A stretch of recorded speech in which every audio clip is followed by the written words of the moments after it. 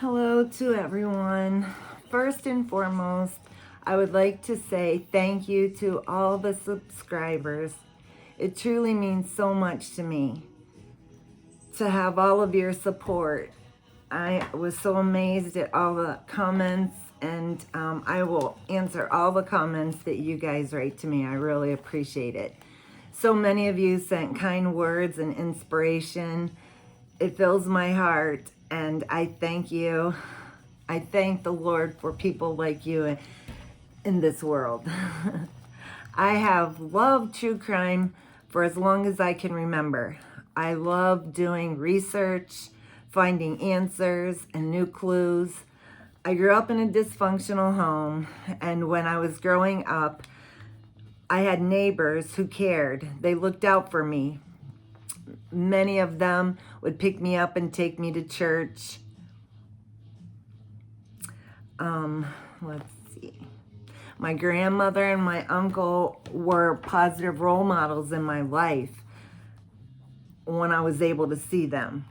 So I would look at the terrible things some of the people in my life did, criminal things. And I would say to myself that I'm not going to be like that. In one of my videos, I talked about how it takes a community to raise a child. And with that, it really took the community for me as well. Since I grew up around drugs and alcohol, child and domestic abuse, also many criminal activities, I feel like I have a lot of insight into many of the cases that we see. Now that I'm older, I just want to pay it forward. So with all that being said, I'd like to just jump into it. But before I do, I have to apologize for my last video that I made on Quentin.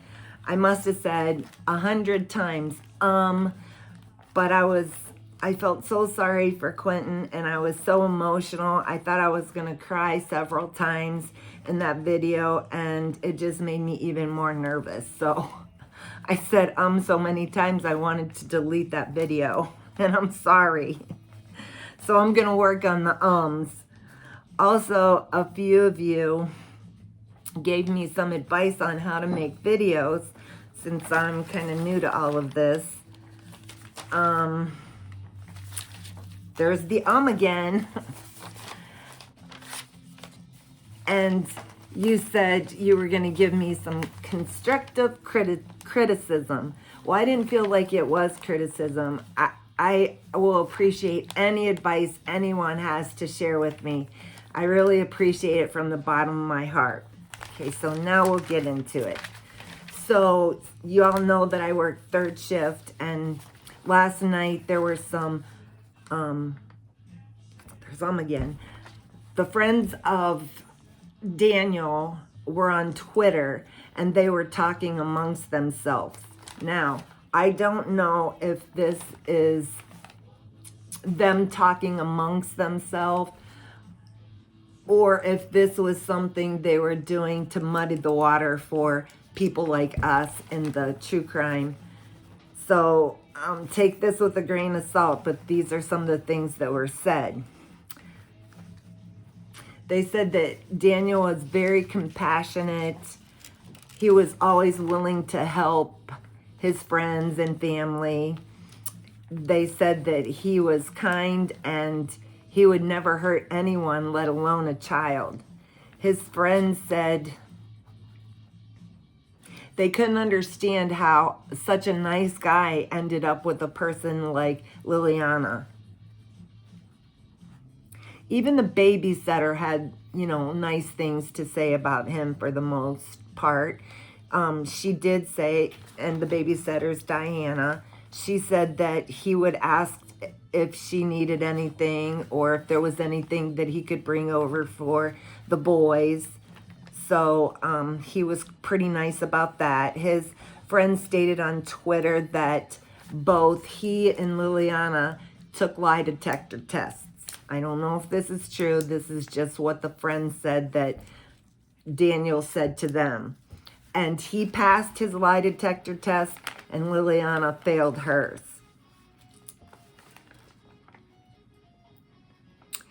So he told the friends that he was given permission from law enforcement to go to Atlanta to be with some family members, and he was going to fight for custody of his daughter, the little 4-month-old.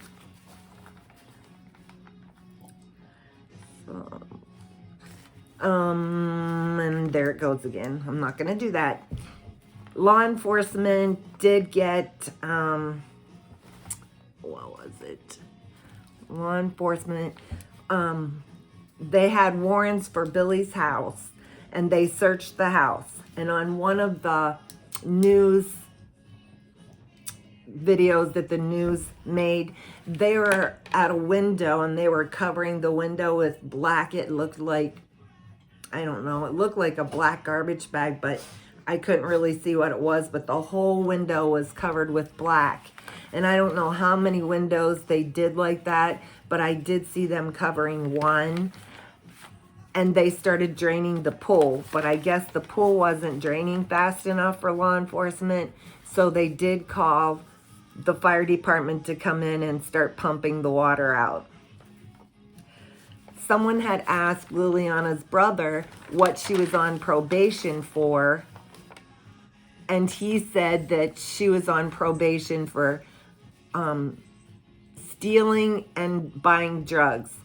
So his opinion of his sister isn't that good. That's the brother that supposedly lived with Billy, but one story says that it was Billy and her husband or significant other, Liliana, Daniel, and the 3 kids. So I'm not sure if that's really a true statement either, but the brother did say she was on probation for stealing and drugs. Billy sent Liliana and Daniel eviction notice, and they received it at the end of September. It stated that she wanted Liliana, Daniel, and the 3 kids out. I don't know if she meant all 3 kids, because that would be wrong if she did. But she said many things have been coming up missing at her house. Her house was trashed, and there wasn't any peace in the home anymore. So she wanted them evicted as soon as possible. About 5 days ago, there was a person that used to be in Liliana's life. He was a friend of, I think it was her, I think it was a friend of Zane's dad, but I'm not sure. And he babysat for Zane a few times. She would say that she'd be back in an hour or two and wouldn't show up for several hours. Zane had a rash, like a diaper rash, and the fellow that was babysitting Zane said, "Where are the wet wipes?" And she said, "Just use paper towels." He didn't have a high opinion of Liliana. He said she was on drugs and she didn't have a very good reputation, and she fought with her previous boyfriends, and they were physical fights as well. When they asked this particular babysitter how he felt about Daniel, he said he can only go on things that he heard about him, and he heard he wasn't a bad guy, but he didn't know him personally.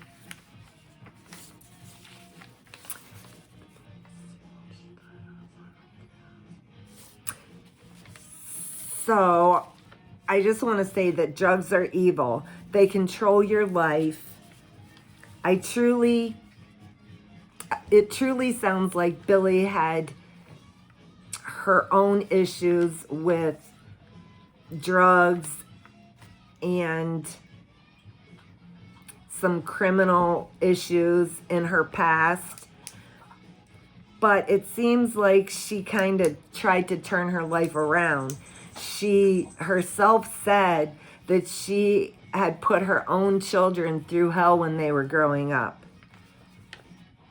I'm not defending anyone in this household. by no means am I defending anyone. But it also, but she did turn her life around. So you kind of have to give her a little bit of credit there. She appears to me to be like an enabler, especially to Liliana. So I think she had some guilt because of what she put her kids through and some of the things she did in her past. So she, wanted to make up for that. But I think this came a little bit too late in Liliana's life, and it sounds like Liliana's brother that's in prison. She had good intentions, but they just weren't soon enough, I don't think. I do have respect for her for turning her life around. Do I agree with her leaving those children with Liliana after she got custody of the two boys? Absolutely not. I just don't think she should have. Liliana evidently was not a good mother, and she lost custody of her children because she was unfit. So I think that Billy needs to be held accountable for some of the things that took place in this situation. The other issue that was concerning was beginning November the 1st, Liliana is court ordered to start paying child support on the two boys. There was one other thing here. Tatiana also told her mother that Quentin, when her mother said, where is Quentin? What happened to him? She had told her mother that he was with his biological father, which we know that's not true. Liliana has a history of giving her children NyQuil, melatonin. Well, we know from the babysitter that took care of Zane that she used to give Zane melatonin and NyQuil. She also is known to do drugs herself. So what if, this is just a thought, what if she, overdosed Quentin on NyQuil or melatonin, or maybe he got a hold of her drugs. At 5:30, she texts the babysitter, you don't need to come over. Daniel woke up. He saw Quentin sleeping in the pack-and-play, and he just left out of the house. Well, then Liliana wakes up at like 9 o'clock in the morning, and she calls Daniel, and she said, when I woke up, the front door was open, and Quentin was gone. So he comes back to the house, and he gives Diana, the babysitter, a phone call and says, hey, is Quentin over there? And she says, no. And he's like, well, we can't find him. So Diana and her daughter jump in the car and drive over there. Liliana was on the porch having a cigarette, and Daniel was in the yard, and Diana said, hey, Quentin loves to play hide and seek. Maybe he's in the house just hiding from you. We'll come in and help you find him. And they're like, no. And Daniel gave her a really, if looks could kill kind of look. And they told Diana and her daughter to leave. So then, who called the sitter? Then right before she left, right before Diana left, she asked Liliana, have you called the police yet? And she hadn't called the police, so that's when the police were called. And they arrived, and they started searching, boots on the ground, looking through the neighborhood, knocking on the neighbors' doors. They were on horses, police on horses looking around. They searched around the ponds in the area and the ditches. They called the dogs in. The dogs never did catch a scent. And so what does that tell you? If the dogs never left the property, they didn't catch a scent going anywhere else. What does that tell you? The other thing that bothers me a lot is that Liliana has not came out once, not one time, begging for, you know, help to find Quentin. You know, she didn't say, you know, if you took my child, will you bring him back? Or, you know, she didn't go search, or she didn't thank anyone who was searching. She just hasn't been seen. That is kind of scary for me. When they emptied the pool, which was yesterday, is when they were emptying the pool, you know, people are like, well, why are they emptying the pool? They can see the pool, you know, they can see the bottom. And so I have a pool myself. I have cleaned out my filters and the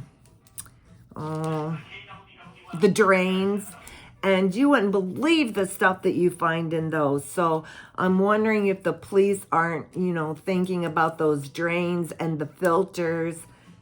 I don't know what else they could be, you know, thinking about for the swimming pool.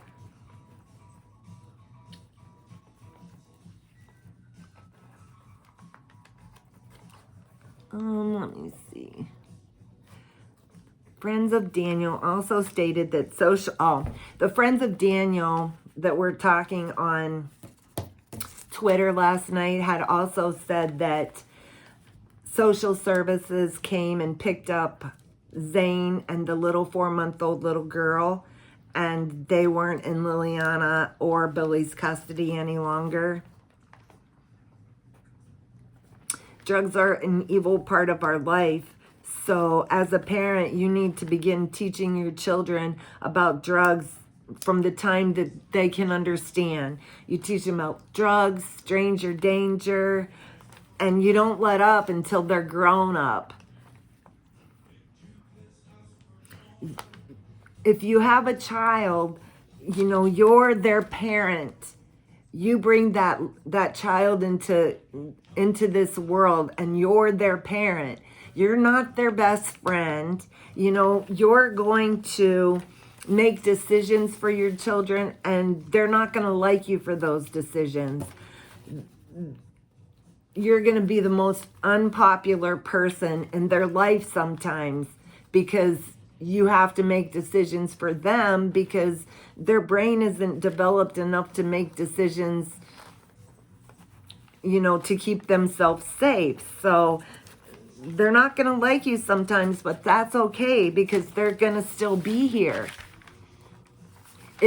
I just want to say to people out there, if you become, you know, stressed as a parent, or you don't think you can handle things, you feel like you're out of control, seek help.